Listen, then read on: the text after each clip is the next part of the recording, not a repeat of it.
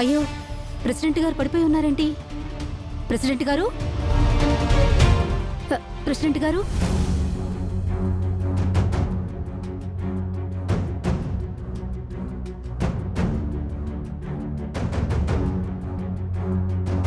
SI గారు, ఎవరమ్మా phone చేసింది?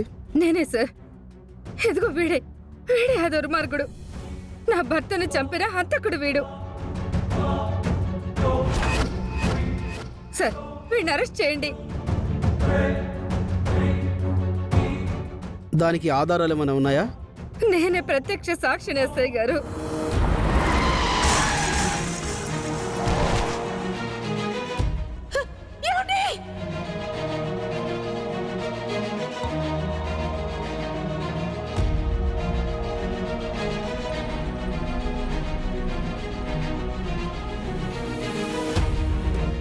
ఆ రోజు కారు డ్రైవ్ చేసింది వీడే.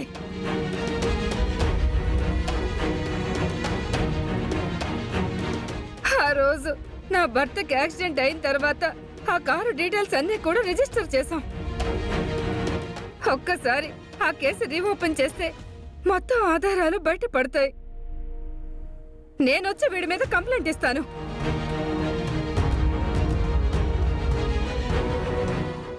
వీడిని అరెస్ట్ చేయండి ఎస్ఐ గారు. మీరు చెప్తుంది ఎంతవరకు నిజమో స్టేషన్లో తెలుసుకుందాం. మీరు కూడా మాతో పాటు స్టేషన్కి రావాలి. వస్తాను ఎస్ఐ గారు. మా ప్రెసిడెంట్ గారిని తీసుకెళ్ళడానికి వీల్లేదు. ఆయన ఏ తప్పు చేయలేదు. దయచేసి మీరు అడ్డుపడొద్దు. యాక్సిడెంట్ కేసు అని ఆవిడ చెప్తుంది కదా. స్టేషన్కి తీసుకెళ్ళాక మేము మొత్తం ఎంక్వైరీ చేస్తాం. ఏ తప్పు లేకపోతే ఈయన్ని విడిచిపెట్టేస్తాం. కానిస్టేబుల్స్ సార్, తీసుకురండి.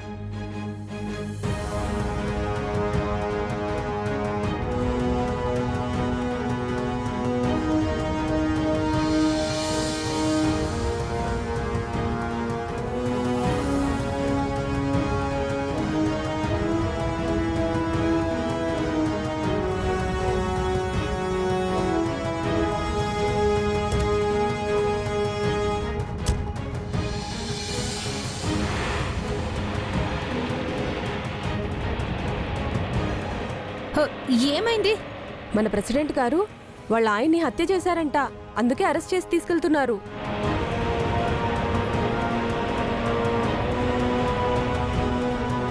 ఈ విషయం వెంటనే త్రిపురకు చెప్పాలి. త్రిపుర, త్రిపుర, రాజా, రాజా, రాజా, రాజా. ఏమైంది సరోజక్క? బాలాగారికి ఏమైంది? బాలాగారు ఎక్కడ? రాజాని పోలీసులు అరెస్ట్ చేసి తీసుకెళ్తున్నారు.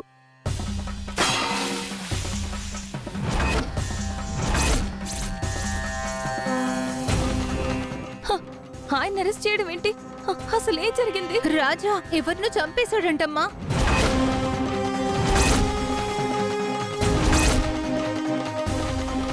ఒక పెద్దావిడ రాజాని అరెస్ట్ చేపించింది. రాజాని పోలీసులు స్టేషన్కి తీసుకెళ్లారు. బాలాగారు, మేడం